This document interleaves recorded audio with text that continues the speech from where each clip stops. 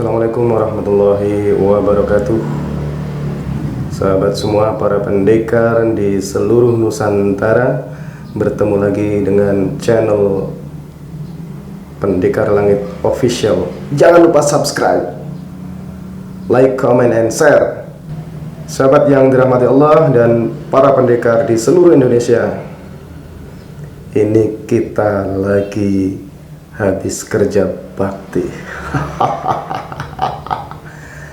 Kemarin kita sudah membahas tentang kisah kami pernah mengalami gangguan jin dan sihir.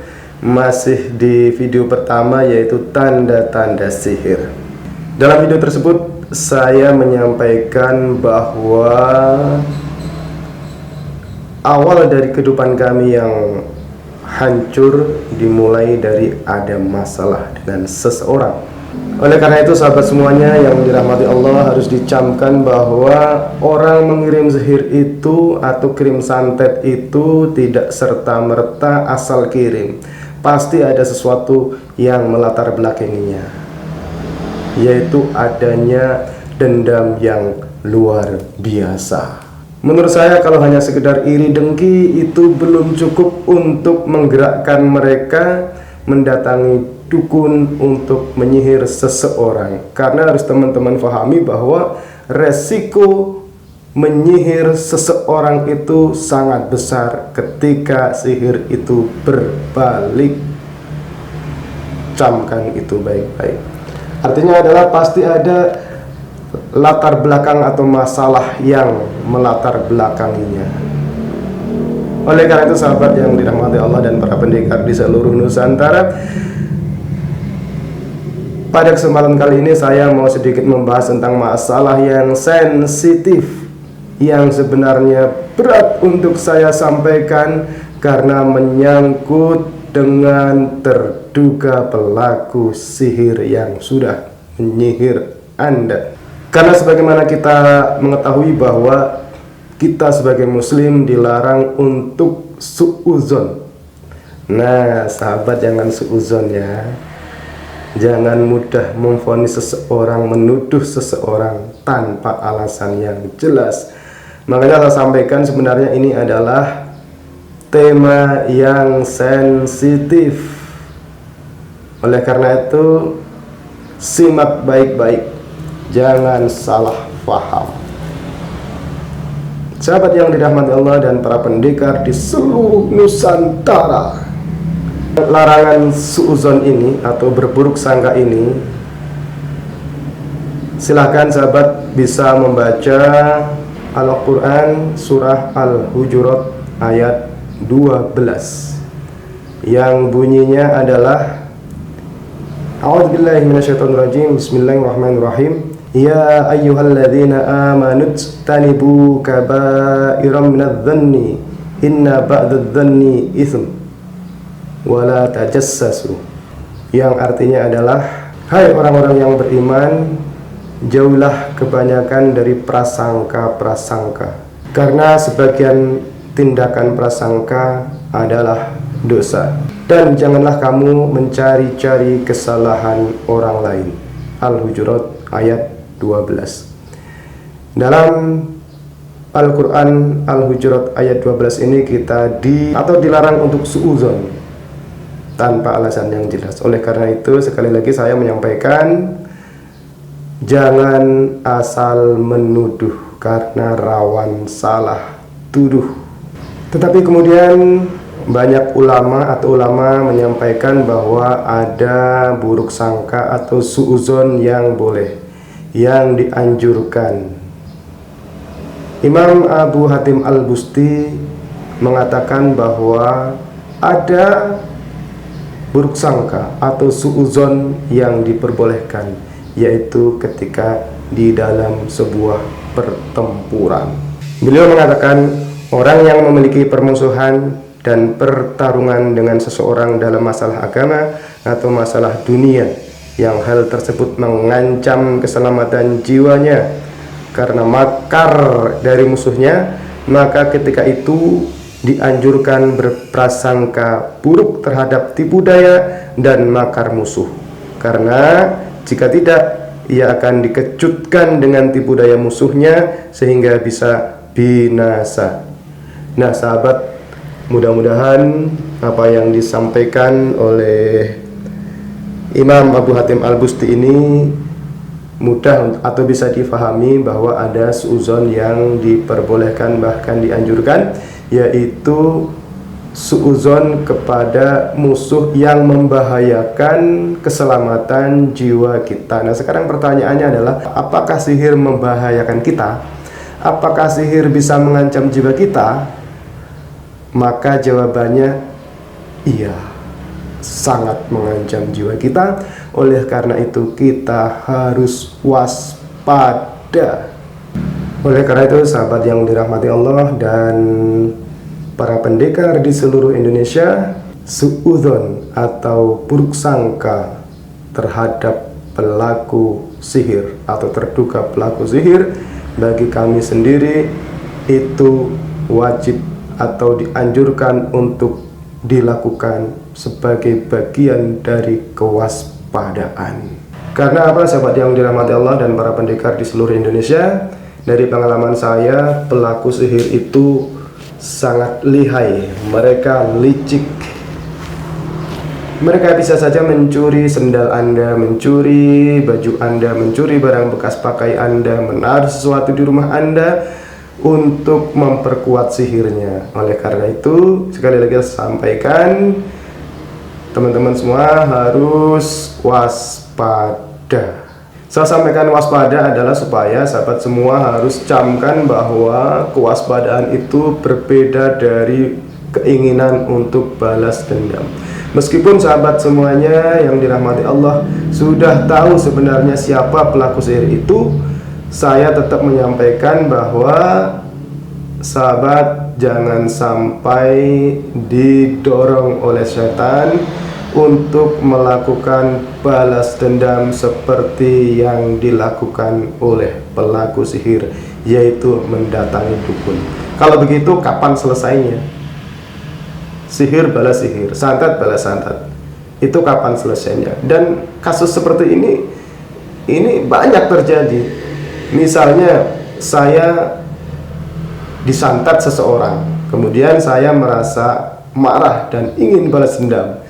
Terlepas dari seseorang yang saya tuduh ini benar atau salah, saya datang ke dukun, kemudian saya balas dendam dengan menyantet balik. Kalau seperti itu, kapan selesainya?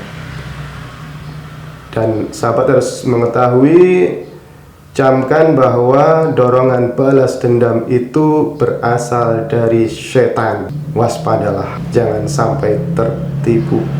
Jadi mengetahui siapa pelaku sihir itu hanya bagian dari kewaspadaan, supaya kita tetap waspada melawannya dengan membaca ayat-ayat ruqyah. Itu saja, bukan mendatangi orang pintar paranormal untuk melakukan balas dendam. Saya berlepas tangan dari keinginan itu. Camkan baik-baik. Sahabat yang dirahmati Allah dan para pendekar di seluruh Indonesia, kesempatan kali ini saya mau menyampaikan tentang kesalahan seseorang di dalam menentukan atau menyimpulkan siapa sih sebenarnya pelaku sihir yang sudah menyihir Anda. Simak baik-baik. Yang pertama kesalahannya adalah teman-teman itu menduga-duga atau berprasangka saja, yaitu berprasangka bahwa seseorang itu adalah pelaku sihir, hanya menggunakan prasangka yang ada di sini, yang ada di sini, tanpa bukti yang jelas atau dengan bukti yang tidak bisa dipercaya. Ingat ya, bahwa teman-teman itu ketika kena sihir pikirannya udah sakit, hatinya sudah sakit, sudah berpenyakit, yaitu penyakit yang disebabkan oleh jin yang mendorong teman-teman itu untuk berprasangka buruk, menganggap tetangga sebagai pelakunya, menganggap teman sebagai pelakunya, menganggap seseorang sebagai pelakunya hanya karena prasangka saja. Jauhi itu. Harus ada bukti bukti yang jelas. Bukti yang jelas seperti apa? Nanti saya sampaikan di edisi cara mengetahui pelaku sihir. Aduh, keringetan ini saudara-saudara, panas. Yang kedua, kesalahan teman-teman di dalam menebak atau menduga atau menyimpulkan pelaku sihir itu, yaitu teman-teman terlalu percaya kepada ucapan jin saat ruqyah. Ingat itu, artinya ucapan jin saat ruqyah didengarkan saja buat hiburan, bukan untuk dipercaya. Bukankah teman-teman tahu bahwa setan jin itu adalah pendusta? Dan mereka jujur itu ketika dalam kondisi sangat kepepet. Tapi mana kita tahu mereka kepepet, kan mereka makhluk gak kelihatan. Oleh karena itu saya menganjurkan sahabat semuanya untuk menjadikan ucapan jin itu sebagai hiburan saja. Jika memang sesuai dengan apa yang kita tebak sebelumnya berdasarkan bukti-bukti yang jelas, yaitu sebagai penguat saja. Tapi intinya jangan percaya ucapan jin, didengarkan saja, disimak buat hiburan. Siap ya? Yang ketiga adalah kesalahan teman-teman menebak pelaku sihir itu dari petunjuk mimpi. Nggak salah, tapi mimpi itu jangan dijadikan sebagai patokan utama bahwa seseorang itu sebagai pelaku sihir. Setan sangat lihai menipu kita di mimpi. Oleh karena itu waspadalah, jangan kemudian ketika mimpi tetangga Anda sedang masuk rumah, atau tetangga Anda sedang mendekati pasangan Anda, atau sedang berselingkuh dengan pasangan Anda, atau sedang melakukan sesuatu yang membuat Anda marah, kemudian Anda menyimpulkan, aha, dia pelakunya. Bukan, berarti Anda sudah bisa atau sudah ditipu oleh setan. Ada mimpi-mimpi yang bisa dijadikan petunjuk seseorang itu pelaku sihir. Insya Allah nanti akan kita bahas detail ya, karena di video ini kita hanya membahas sekilas saja dulu, karena ini tema yang sensitif, jadi perlu penjelasan yang detail yang wajib teman-teman pahami dengan sebaik-baiknya.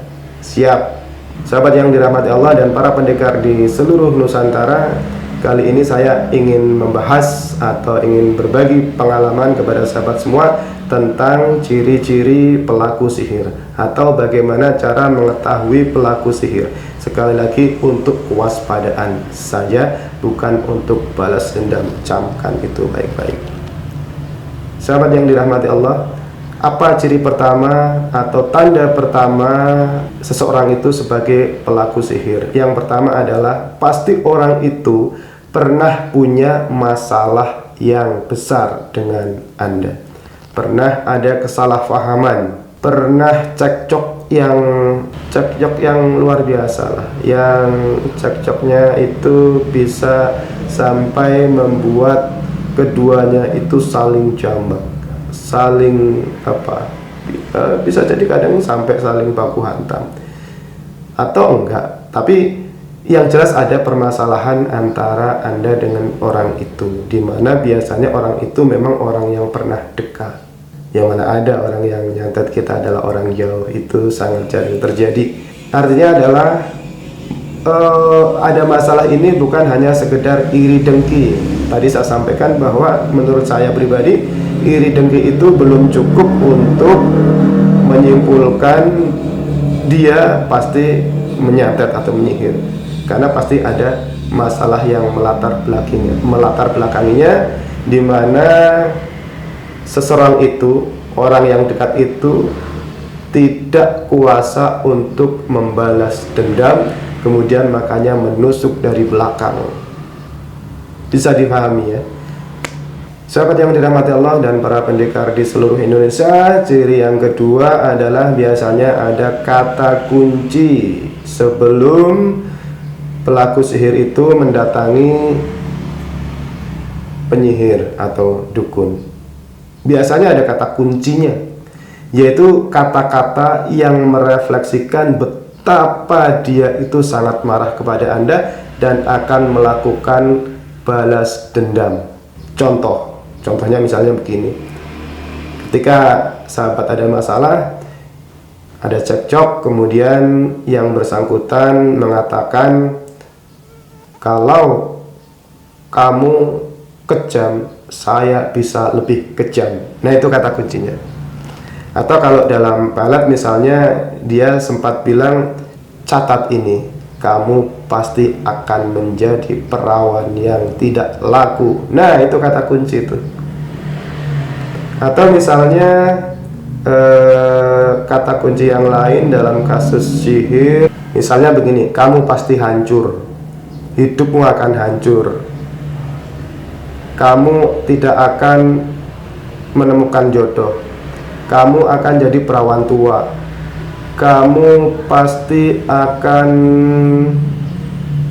binasa, dan kata-kata kunci lainnya yang bisa saja diucapkan oleh mulutnya, bisa juga